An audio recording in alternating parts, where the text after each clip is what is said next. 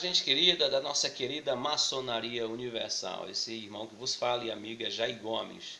Meus irmãos, vamos aqui tratar, e meus amigos, vamos tratar de um assunto bastante interessante que vai nos engrandecer no conhecimento da maçonaria. Eu quero voltar novamente a falar dos landmarks, não especificamente dos 25 landmarks, a qual a minha potência maçônica e muitas outras potências maçônicas adotam, que é os 25 landmarks, né? Eu quero tratar com você somente de um landmark, que é o landmark 1, que diz assim, ó: os processos de reconhecimento são os mais legítimos, inquestionável de todos os landmarks. Não admite mudança de qualquer espécie. Meus queridos, quais são esses processos de reconhecimento? O landmark quer dizer que esses processos de reconhecimento são inquestionáveis, não pode mudar, é eterno, desde a maçonaria operativa e a maçonaria especulativa atualmente. A pergunta é: esse processo de reconhecimento está sendo profanado? Muitos maçons acreditam que sim. Eu, Jair Gomes, na minha particularidade, eu digo que não. Esses processos de reconhecimento que você vai receber quando você for iniciado na maçonaria, na tradição maçônica que você vai receber de um mestre maçom que é passado para o aprendiz maçom, eles não estão sendo profanados. Eu desafio a qualquer estelionatário a descobrir esse processo de reconhecimento. Mas aí você deve estar perguntando: já que está falando tolice? Cara, existe sim. Está na internet esse processo. Está não, meu irmão. Está não. Está na alma do mestre maçom.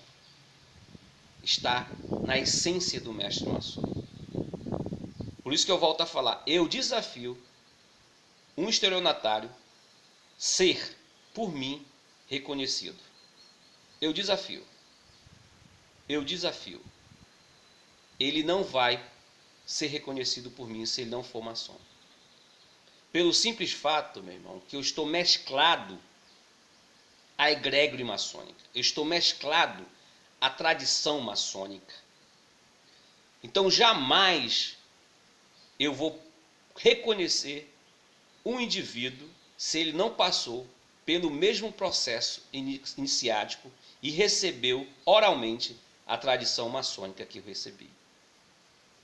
Ele pode até tentar, mas ele não passa. Eu desafio eu sendo um cobridor externo de uma loja e eu fizer o processo de reconhecimento, se aquele indivíduo não for maçom, ele não passa. E no jargão maçônico que a gente usa, aqueles que gostam de ser curioso na maçonaria, né? E recebe ali uma falazinha, uma coisinha, conversa muito com o maçom solta ali alguma coisa, e aí o cara chega: pá, beleza. E você sente, você que é maçom verdadeiro, você sente que o indivíduo não é maçom. Eu digo isso por experiência própria. Já fiz muito estelionatário, muitos caras que tentaram passar por maçom se envergonhar por não ser maçom. Mas eu quero me deter nesse landmark. Hoje o que está sendo profanado é a forma de reconhecimento do maçom. Não está sendo mais o maçom reconhecido pela formalidade da tradição maçônica. Hoje os maçons são reconhecidos, sabe como, meu irmão, meu amigo? Pela carteirinha que tu recebe. Quando tu for iniciado, tu vai receber uma carteirinha. Tu vai receber um número, né? Mas não é o número da besta não, viu? Tu vai receber uma identificação. Isso é tradição também da maçonaria especulativa, entendeu? Aí, tu é reconhecido por isso aí. Tu é reconhecido quando tu pede dispensa de uma loja, que tu vai para outra, tu é reconhecido pelo documento que tu leva. O kit placete, ou o kit ex-ofício. Tu não é reconhecido pela formalidade da tradição maçônica.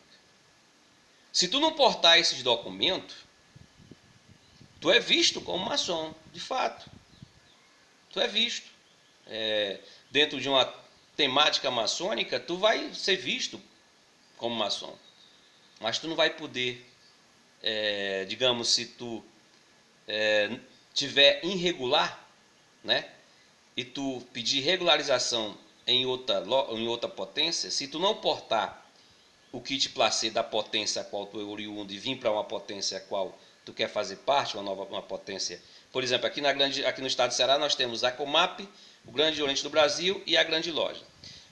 Se tu, né, é do Grande Oriente do Brasil, tu quiser vir para a Grande Loja, se tu não portar um kit placê, um documento, ou kit placê ex-ofício, vai ser maior burocracia para tu se regularizar na Grande Loja.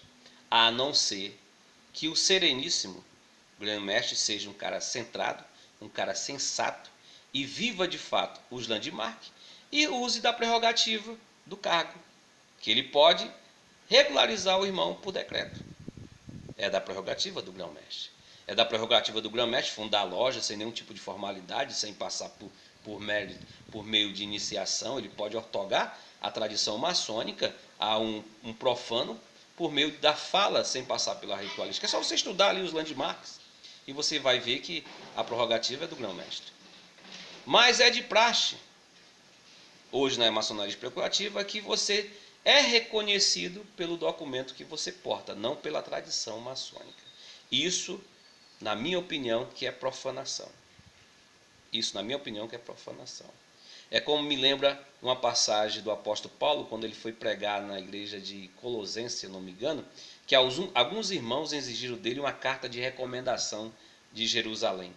Ele disse: carta? Minha carta sois vós. É as minhas verdades que eu preguei para vocês. É a minha vida, são as minhas feridas, são a minha vivência no evangelho, que é a minha carta escrita no coração de vocês. Então, um maçom verdadeiro, na minha opinião, não precisa de uma carta para identificá-lo, mas o que precisa é ele ser maçom, ele ser, de fato, na sua essência, viver a maçonaria. Um homem livre, um homem íntegro, um homem bom pai de família, um homem honesto, ou seja, um homem de um caráter ilibado. Esse é ser maçom. Mas hoje, o que faz você ser maçom é uma carta que você leva no bolso e que pode servir para qualquer outra eventual ocasião, né? Isso é a opinião de Jair Gomes, um maçom especulativo e livre. Estamos profanando os landmarks. Beijo no teu coração, te amo sem te conhecer.